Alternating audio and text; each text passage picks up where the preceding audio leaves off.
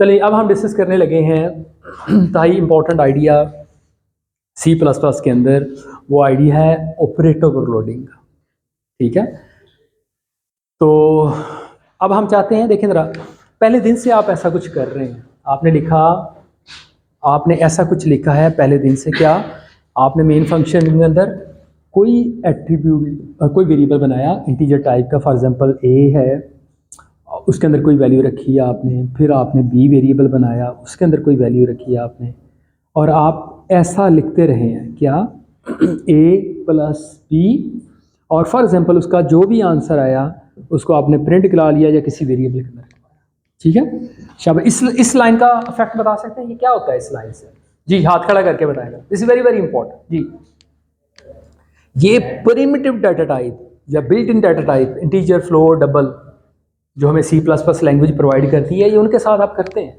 جیسے میں نے یہاں پہ ایگزامپل کے طور پہ کس کے ساتھ دکھایا ہے, انٹیجر کے ساتھ دکھایا ہے. آپ دونوں ڈبل ڈیٹا ٹائپ بنا دیں, ان کو بھی ایڈ کر سکتے ہیں. ٹھیک ہے, لانگ بنا لیں ان کو بھی ایڈ کر سکتے ہیں, شارٹ کے ساتھ بھی ایڈ کر سکتے ہیں. ٹھیک ہے, لیکن ہر وقت بھی آپ کس کو کال کر رہے تھے؟ مطلب فار ایگزامپل میں ایک اور اسی طرح سے میں لکھتا ہوں ڈبل, دیکھیں ذرا, ڈبل میں لکھتا ہوں سی is equal to 10.5 double D is equal to, اور پھر آپ لکھتے تھے کیا, انہیں دونوں کو ایڈ کرنا ہے تو کس کو کال کرتے تھے آپ؟ کس کو کال کرتے تھے؟ دوبارہ سے آپ ان دونوں کو ایڈ کرنا چاہ رہے تھے, کیسے ایڈ کرتے تھے؟ آپ لکھتے تھے سی پلس ڈی, یعنی کہ یہاں پہ بھی آپ نے پلس کے آپریٹر کو کال کیا ہے جو کہ ڈبل دو ویلیو کو ایڈ کر رہا ہے, اور یہاں پہ بھی آپ نے پلس کو ایڈ کال کیا ہے جو دو انٹیجر کو ایڈ کر رہا ہے. پلیز اس کی پورے فیچر, پوری فنکشنالٹی کو انڈرسٹینڈ کریں, بڑا آسان ہو جائے گا. ابھی میں کیونکہ امپلیمنٹ کراؤں گا دین آپ نے اسی طرح سے امپلیمنٹ کرنا. دیکھیں یہ پلس آپریٹر کیا کرتا ہے, کیا کرتا ہے پلس آپریٹر؟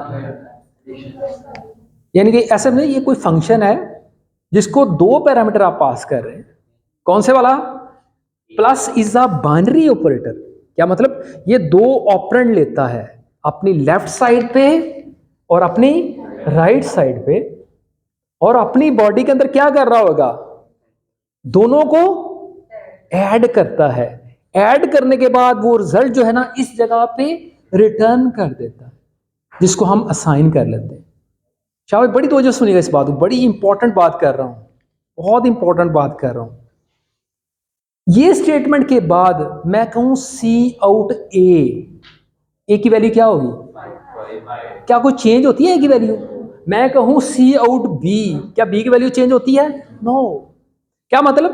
پلس آپریٹر اپنے آپرینٹس کو افیکٹ نہیں کرتا, لیکن دونوں کو ویلیو کو ریڈ کرنے کے بعد دونوں کو ایڈ کر دیتا ہے, اور اپنے پاس کسی ٹیمپریری ویریبل کے اندر رکھ دیتا ہے. ٹیمپ ویریبل کے اندر کہیں رکھ لیتا ہے اپنے پاس, اور اس کو ریٹرن کرتا ہے. میں نے اصل میں سچی بات پوچھیں تو میں نے آپ کو پوری کہانی اس کی باڈی کی دکھا دی, سنا دی ہے کہ اس کی باڈی کے اندر کیا ہو رہا ہوگا. ٹھیک ہے, آج دو میں یہ جو بات بتا رہا ہوں, میں چاہ رہا ہوں کہ جو ہم ابھی اپنے یوزر ڈیفائنڈ ڈیٹا ٹائپ کے لیے فنکشن لکھیں یا آپریٹر لکھیں, وہ بھی ایسا ہی کچھ کرے, اسی بیہیویئر کو میمک کرے اپنی باڈی کے اندر. کیا؟ دو ویلیوز کو لے, دو آپرینٹس کو لے, ان کو ایڈ کرے, کسی ٹیمپ ویریبل کے اندر اس کی ایڈیشن رکھے, اور پھر اسے ریٹرن کرے. ریٹرن کرنے کے بعد جب میں اوریجنل جو میرے ویریبل ہیں یا یوزر ڈیفائنڈ ڈیٹا ٹائپ کے آبجیکٹس ہیں ان کو میں دیکھوں تو ان پہ کوئی افیکٹ نہ ہوا ہو.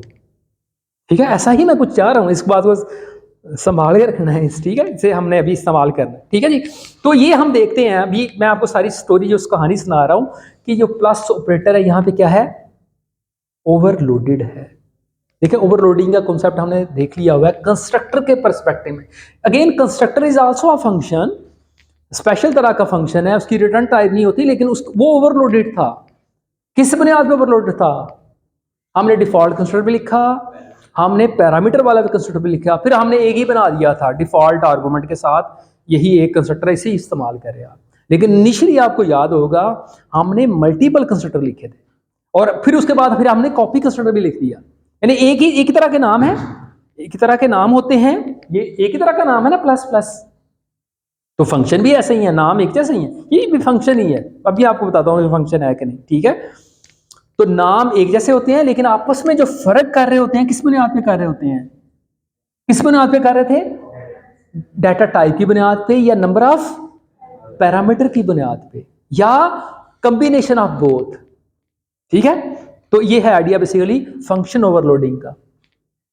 ऑपरेटर ओवरलोडिंग में क्या है, बिल्कुल ऐसा ही आइडिया है कि हमने ऑपरेटर तो नाम तो एक ही होगा प्लस या माइनस, ठीक है, लेकिन वो आपस में फर्क किस बुनियाद पे कर रहे होंगे। जैसे मतलब फॉर एग्जाम्पल मैं प्लस ऑपरेटर लिख देता हूं, तो वो मैं एक ही ऑपरेटर लिखा है प्लस वाला ही ना, वो आपस में कैसे फर्क कर रहे होंगे, नंबर ऑफ पैरामीटर की बुनियाद पे, डाटा टाइप की बुनियाद पे या combination of both. This idea is called operator overloading, ठीक है। वो कैसे होता है मैं अभी आपको थोड़ी देर बताता हूँ। दोबारा से इस वाली बात पे आ जाए। अभी हमने ये आपको जो दिखाया है, ये यहाँ पे क्या करें, हम दो प्रिमिटिव डाटा टाइप के वेरिएबल्स को हम के लिए हमने किसको कॉल किया है, ऐड वाले फंक्शंस को, ठीक है। तो हम ये चाहते हैं अब कि यहाँ पे, क्योंकि अब हम यूजर डिफाइंड डाटा टाइप बना दिए हैं, तो अब हम चाहते हैं कि यूजर डिफाइंड डाटा टाइप भी, कि मैं एक फंक्शन को कॉल करूं, वो यूजर डिफाइंड डाटा टाइप के जो ऑब्जेक्ट्स हैं हम जो बनाएंगे उनको ऐड कर, ठीक है। फॉर एग्जांपल आसानी के लिए मैं ना एडिशन की बात कर रहे हैं, कॉम्प्लेक्स जानते हैं, कॉम्प्लेक्स नंबर क्या होते हैं, क्या होते हैं जी शाबाश, जिसके साथ जिसके अंदर दो चीजें होती हैं, ठीक है, दो तरह की वैल्यूज हैं, एक रियल और दूसरा इमेजिनरी। कॉम्प्लेक्स नंबर के दो पार्ट हैं, एक रियल और एक इमेजिनरी, ठीक है। जैसे एग्जांपल है, ये मैं लिखूँ ऐसा कुछ 5 + (3), इसका कॉम्प्लेक्स नंबर, ये इसका रियल पार्ट है, ये इसका इमेजिनरी पार्ट। फॉर एग्जांपल मैं कहता हूँ ये मेरा नंबर 1 है, कॉम्प्लेक्स नंबर 1 है, ये कॉम्प्लेक्स नंबर 2 है, वो क्या है, वो मैं लिख देता हूँ, कहता हूँ मैं 3 + (2), ठीक है। मैथ के अंदर आप इन्हें दोनों को ऐड करते थे, कैसे क्या ऐड करते थे जी शाबाश शाबाश, रियल को रियल के अंदर, ये रियल पार्ट है तो रियल पार्ट के अंदर ऐड होगा, ये इमेजिनरी पार्ट है तो इमेजिनरी पार्ट के अंदर ऐड होगा। तो ये क्या आ गया, C1 + C2, सही है। हम ऐसे अभी ऐसा ही प्रोग्राम लिखते हैं, हम एक क्लास बनाते हैं, क्योंकि C++ के अंदर कोई कॉम्प्लेक्स डाटा टाइप की क्लास नहीं है, तो हम भाई क्लास बनाना तो हमें आती है, नई डाटा टाइप बनानी आती है हमें, तो हम ऐसा करते हैं कि कॉम्प्लेक्स डाटा टाइप बनाते हैं, क्लास है उसका नाम है क्या, कॉम्प्लेक्स, हाँ जी शाबाश। कितने एट्रीब्यूट्स हैं उसके, 2, कौन कौन सा, एक रियल और दूसरा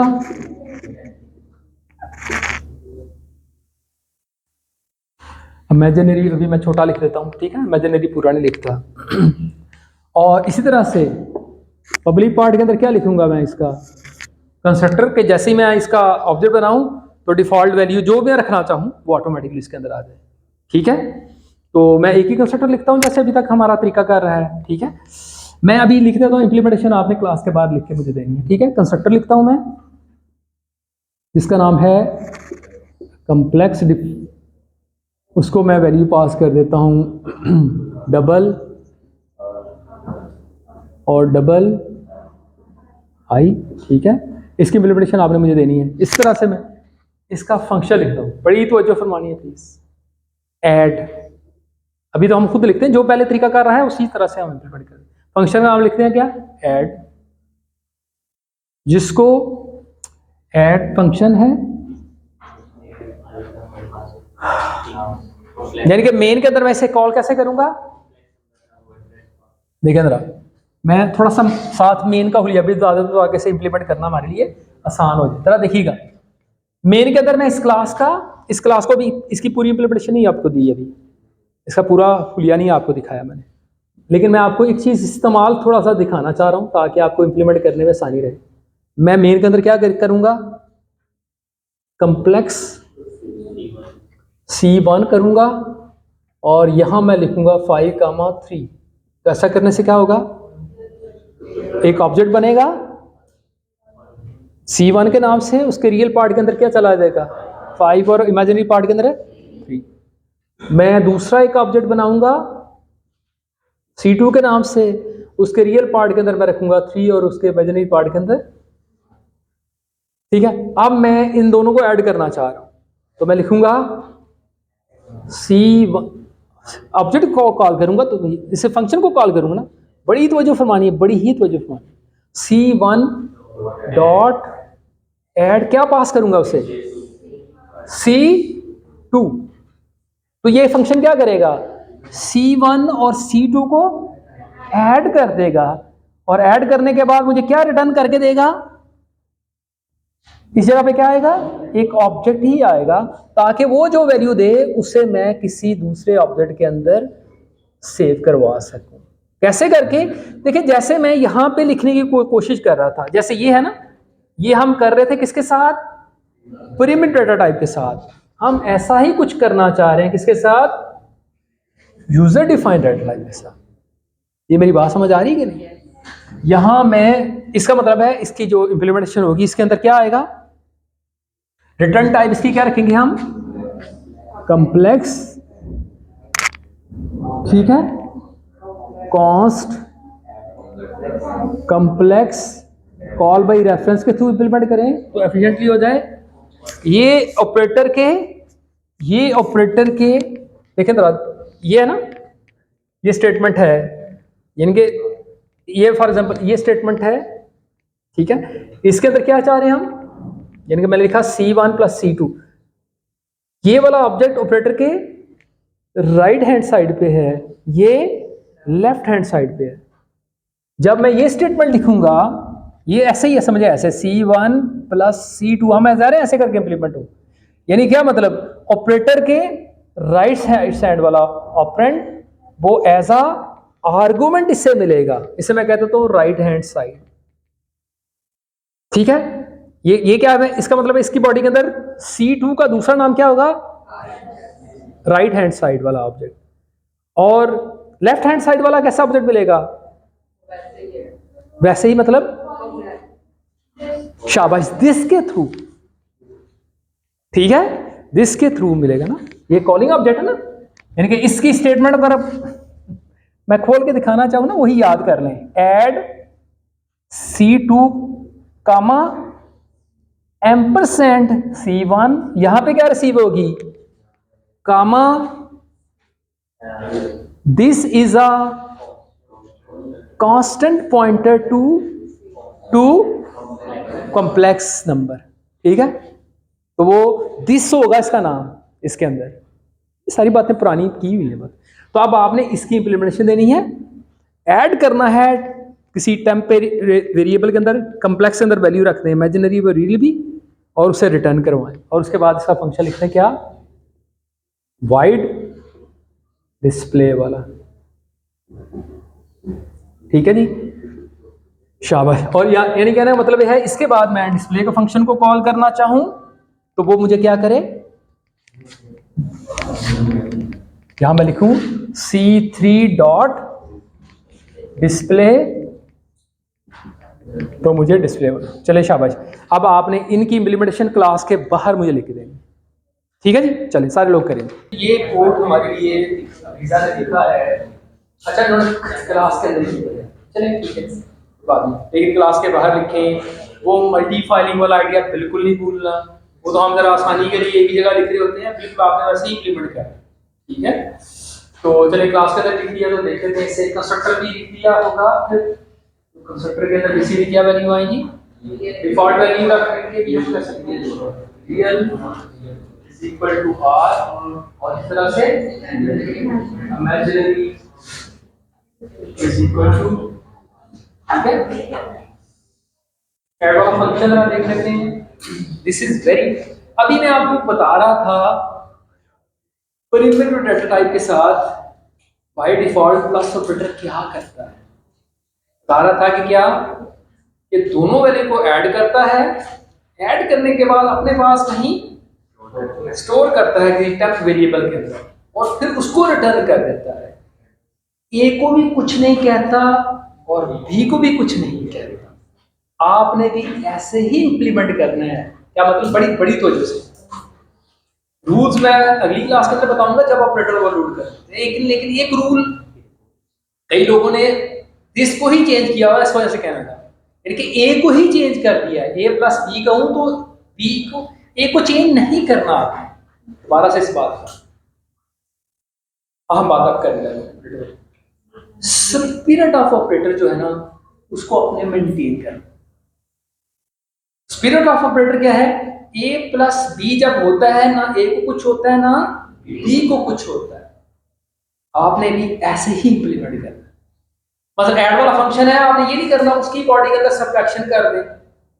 دیکھیے آپ، میں آپ اپنے دوست کو بتاتا ہوں، میں ایڈ والا فنکشن لکھا تو ایڈ ہے لیکن اس کے اندر کہانی کوئی ہو رہی ہے. یہ نہیں کرنا. ٹھیک ہے، اسپرٹ جو آپریٹر کرنا اسے آپ نے مینٹین کرنا. ٹھیک ہے، پہلی ایک بات. اور بھی اور باتیں بھی ابھی رولس آئیں گے وہ میں آپ کو بتاؤں گا، لیکن ابھی ہم اس کو دیکھتے ہیں جو ہم نے لکھ دیا. یعنی کہ آپریٹر اوورلوڈنگ کو کرنے کی ہم نے کوشش کی ہے. اب دیکھتے ہیں اس کے اندر ہم کتنے کامیاب ہوئے. لیکن اس کی باڈی کے اندر جو کچھ لکھا ہے وہ بالکل ٹھیک ہے. اس کی باڈی کے اندر کیا لکھا ہے کہ ہم نے ایک ٹیمپ کے نام سے ایک کمپلیکس ویریبل بنا دیا. اس کے اندر اب ہم کیا کرتے ہیں، اگین اس کا بھی کیا ہے، یہ ٹیمپ کے نام سے ایک ویریبل بنا. ٹھیک ہے، یہاں ڈیفالٹ ویلیو کر دیں تاکہ اس کے اندر انیشل ویلیو کیا ہے 0 0 آ.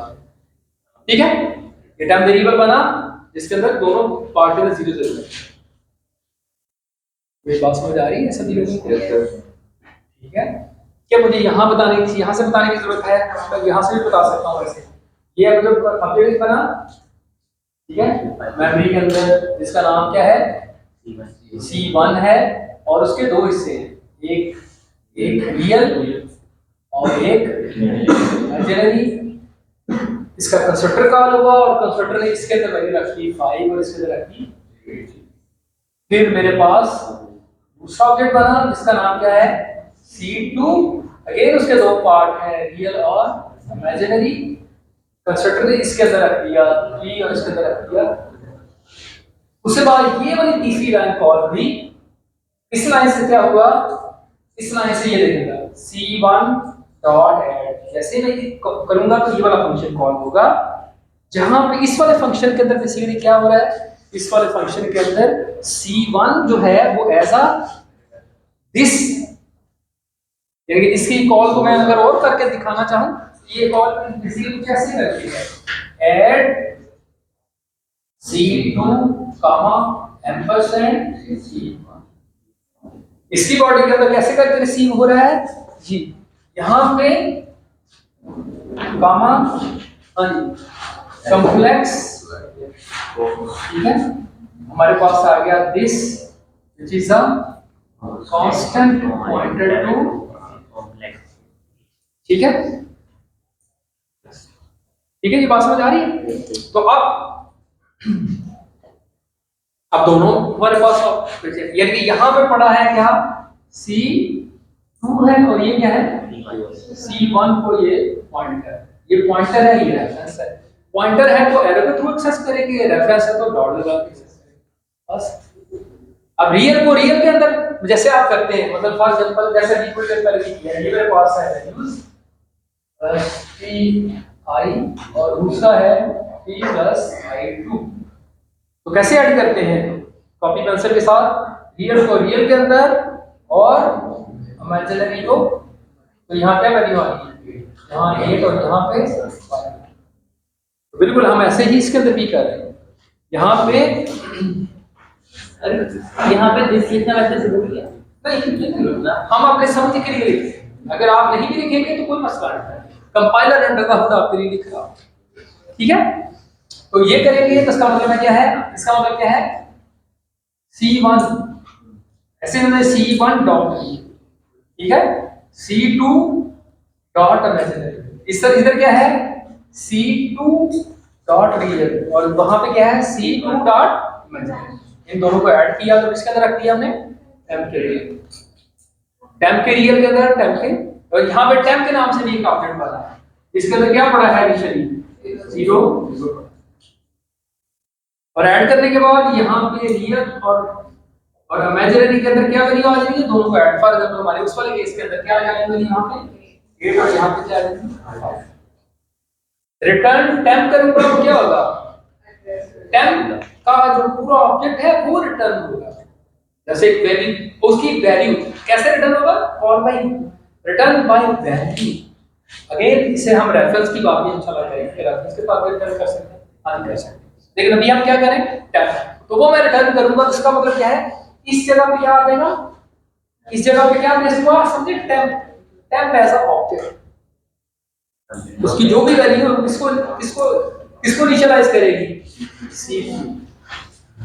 वो शैलो, मतलब इसके अंदर कोई कॉपी कंस्ट्रक्टर नहीं लिखा हमने, तो शैलो कॉपी कंस्ट्रक्टर इस्तेमाल होगा, पॉइंटर नहीं है, लिखने की जरूरत भी नहीं है, तो मेंबर वाइज कॉपी हो जाएगी। तो C3 की क्या वैल्यू बनेगी, C3 जो ऑब्जेक्ट है उसका अंदर क्या आ जाएगा, C3 जो हमारा ऑब्जेक्ट है C3 के नाम से, उसके अंदर क्या आ जाएगा 8 और। तो बाकी कोई सवाल यहाँ तक, मैं कहूँगा C1 डॉट डिस्प्ले तो क्या डिस्प्ले होगा, 5 और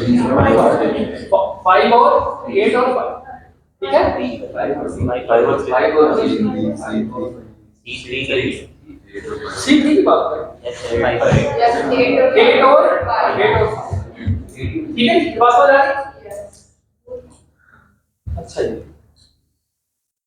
अगर मैं ये लिखा हूँ बड़े गौर से, ये हमने जो स्टेटमेंट लिखी है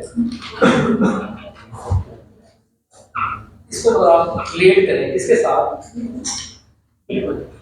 इसे मैं ऐसे करके लिखूं और मैं इसको ऐसे करके,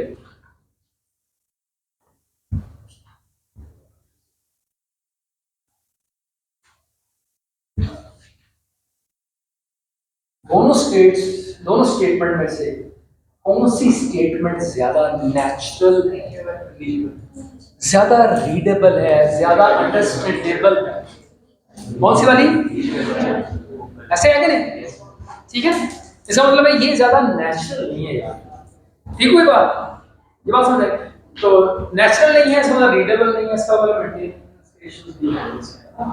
मेंटेन करते हुए क्या गड़बड़ है, मैं उसको आप perimeter data टाइप के साथ ऐसे कुछ भी लिखोगे, a plus b plus c, आप ऐसे भी लिख रहे होते हैं कुछ, a is equal to b is equal to c, ऐसा नहीं कर रहे हो, ये कैसे होता है, ये कैसे प्रोसेस होता है, एसोसिएटिविटी क्या है, लेफ्ट टू राइट, पहले ये वाला एक जैसे प्रेसिडेंस वाला ऑपरेटर आ जाए तो पहले ये वाला ऑपरेटर एक्ट करता है इन दो वैल्यू पे, जो रिजल्ट आता है उस पे फिर प्लस ऑपरेटर ये चलेगा और सी को ऐड कर देगा, इसी तरह से असाइनमेंट वाला, हाँ जी, राइट टू लेफ्ट, सही है। तो आप कहने का मतलब है कैस्केडिंग हो रही हो तो फिर उसे कैसे हैंडल करेंगे, फॉर एग्जांपल इस वाले केस के अंदर हम इस वाली स्टेटमेंट के थ्रू ही हम कैस्केडिंग को इंप्लीमेंट करना चाहे तो क्या कर देंगे, शाबाश, क्या करेंगे, कैस्केडिंग को अप्लाई करेंगे, हमें पता है इस पूरे की जगह पे क्या आएगा, टेम्प ऑब्जेक्ट आएगा, तो मैं क्या लिखूंगा, डॉट ऐड,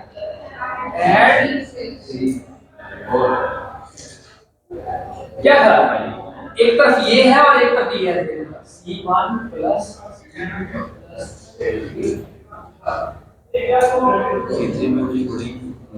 हाँ जी, कौन सा ज्यादा रीडेबल है, नेचुरल, रीडेबल, अंडरस्टैंडेबल, मेंटेनेबल, ठीक है।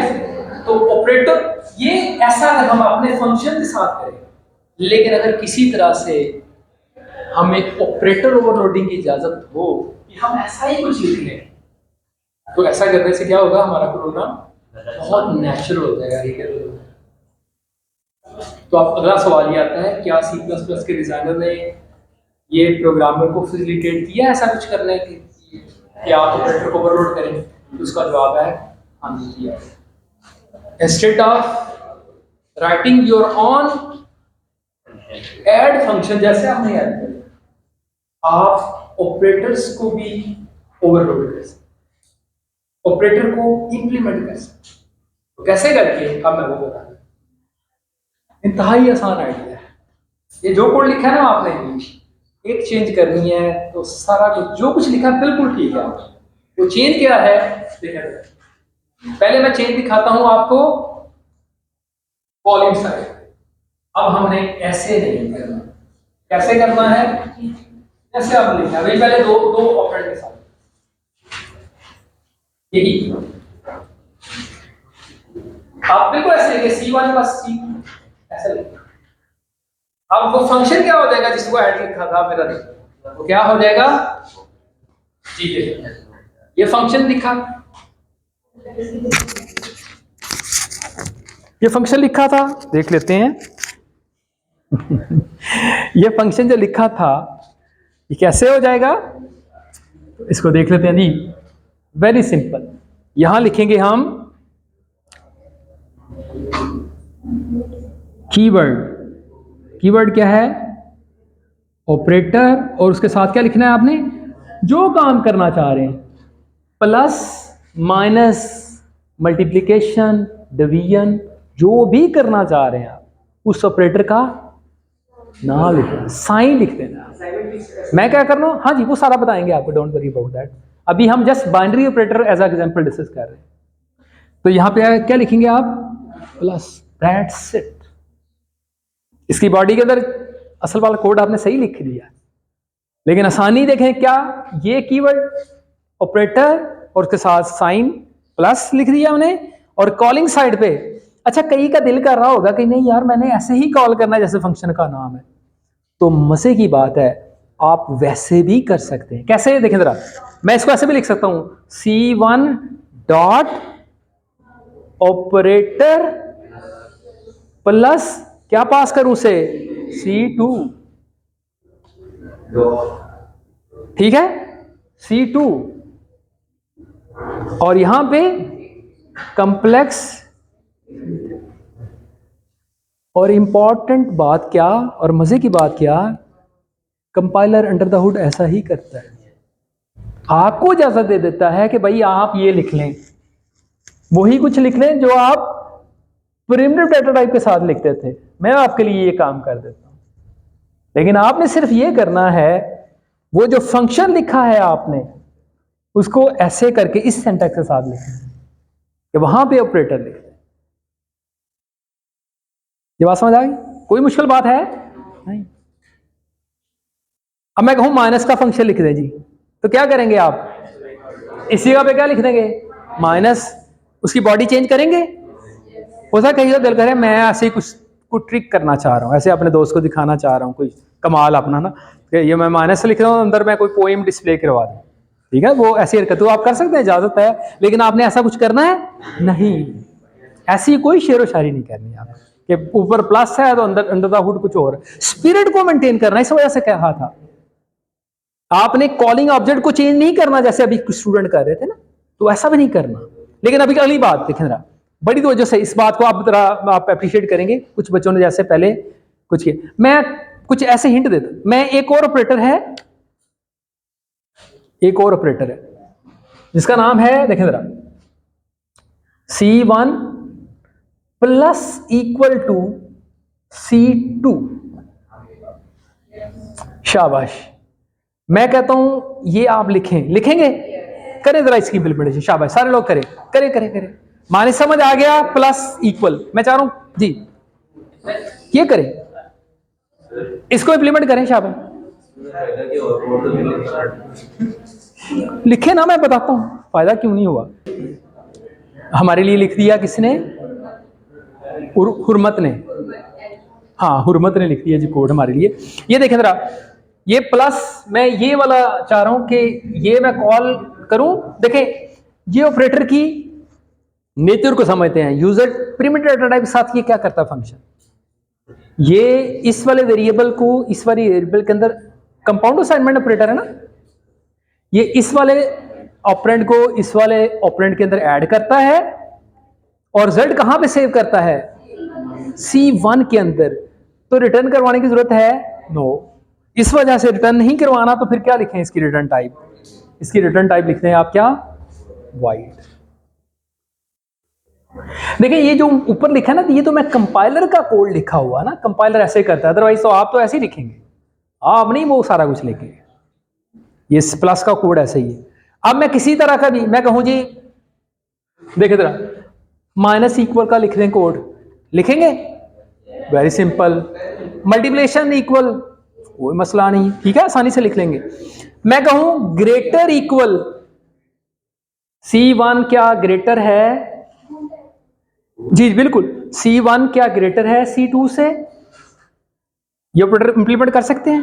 یس, سمپل. آپ نے کیا کرنا ہے, چلیں یہ آخری آپریٹر لکھ لیں, اس کے بعد پھر ہم بات ختم کرتے ہیں, پھر اگلی کلاس میں بات. چلیں اس کو امپلیمنٹ کریں. اچھا جی, جیسے اچھا اس ایگزامپل کے لیے نا ہم نے جسٹ اس کو ویسے میک شور کر لیں گے, آپریٹر گریٹر دین کو ہم نے امپلیمنٹ کیا ہے, پھر اس کی باڈی کے اندر ہم نے جسٹ ریئل پارٹ کو دیکھا. اگر ریئل پارٹ بڑا ہے ایک آبجیکٹ کا دوسرے سے تو ہم کہتے ہیں یہ باقی بڑا ہے, ٹھیک ہے, تو وہ ٹرو ریٹرن کر رہا ہے, ادروائز فالس. تو یہی کوڈ ہم نے یہاں پہ اس میں لکھا, ٹھیک ہے, یہ بات سمجھ آ گئی. تو اب کہیں بھی اسے استعمال کرنا ہے تو میں لکھوں اف اسٹیٹمنٹ کے اندر, فار ایگزامپل کہیں آپ نے لکھنا ہے تو آپ لکھیں وہاں پہ C1 گریٹر ہے C2 سے, تو انڈر دا ہوڈ یہ والا اسٹیٹمنٹ فنکشن کال ہوگا, تو اس کی بنیاد پہ آپ کچھ بھی پرنٹ کرا سکتے ہیں, اور ایلس نو, ٹھیک ہے. تو یہ فنکشن ہے جو بائنری فنکشنز آپریٹرز کی کچھ ایگزامپل ہم نے دیکھی ہیں. اگلی کلاس کے اندر میں آپ کو آپریٹر کی لسٹ بتا دوں گا, کن کن آپریٹرز کو C++ ڈیزائنر نے الاؤ کیا ہے پروگرامر کو کہ وہ انہیں امپلیمنٹ کر سکتے ہیں, اور وہ کون کون سے آپریٹر ہیں جنہیں امپلیمنٹ کرنے کی اجازت نہیں ہے, ٹھیک ہے, تو ان کا ذکر کر لیں گے. سوری کانسٹنٹ بنا سمجھا نہیں بات, کانسٹ کہاں پہ, نہیں چینج نہیں ہو رہی, وی جسٹ چیک, یہ ہم چیک ویلیو کس کی چینج ہو رہی ہے, یہ چینج کس کو, یہاں نہیں, یہاں پہ تو ہم ٹیمپ کو چینج کر رہے ہیں. نہیں, ٹیمپ کو کانسٹ کا کیوں بنانا ہے, فنکشن کو, نہیں. اچھا یہ دوبارہ سے اس بات کو دیں, کیا اس فنکشن کو کانسٹ لکھ سکتے ہیں, جی آپ بتائیں. کالنگ آبجیکٹ جو ہے دیکھیں نا, اس کے اندر کالنگ آبجیکٹ کے کنٹینٹس کو, ہاں جی شاباش لکھ سکتے ہیں, بالکل ریڈ کر رہے ہیں صرف, بالکل کر سکتے ہیں.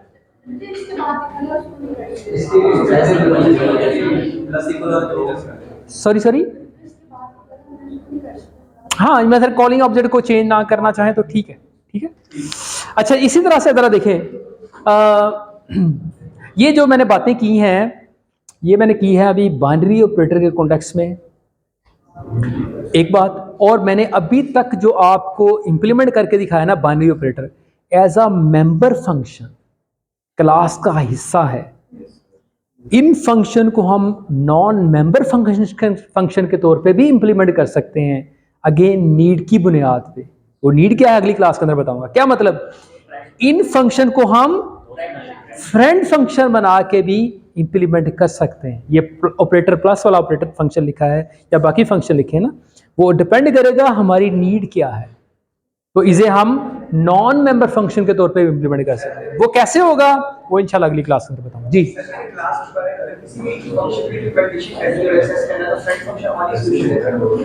ہاں, اس کے بارے میں ہاں جی ایسے ہی ہے, یعنی کہ کسی کلاس کے پرائیویٹ ڈاٹا کو ایکسس کرنا ہے تو فرینڈ فنکشن بنا کے ایکسس کرنا ہے, ٹھیک ہے, تو وہ میں اگلی کلاس کے اندر انشاءاللہ بتاؤں گا. ٹھیک ہے جی. ہوم ورک یہ ہے کہ آپ نے ملٹیپل فنکشنز کو نا امپلیمنٹ آپ نے کر لینا ہے. جو بائنری فنکشن میں نے بتائے ہیں, میں نے پلس کیا ہے اپنے مائنس کو, ملٹیپلیکیشن کو, اسے امپلیمنٹ کر لیں. ہم نے صرف گریٹر کیا ہے, آپ greater equal less equal in کو امپلیمنٹ کر لیں, ٹھیک ہے. ہم نے کمپاؤنڈ میں سے پلس ایکول کیا ہے, مائنس ایکول کو آپ کر لیں, ڈویژن ایکول کر لیں, ٹھیک ہے. تو ان آپریٹر کو آپ نے امپلیمنٹ کر کے, تو اگلا کوئز ہے, اس طرح کا کچھ پوچھا جا سکتا ہے. آپ اسائنمنٹ جو آپ کو ہم اسائنمنٹ دیں گے یا ایون لیب آئے گی, اس طرح کی چیزیں پوچھ سکتے ہیں. چلیں.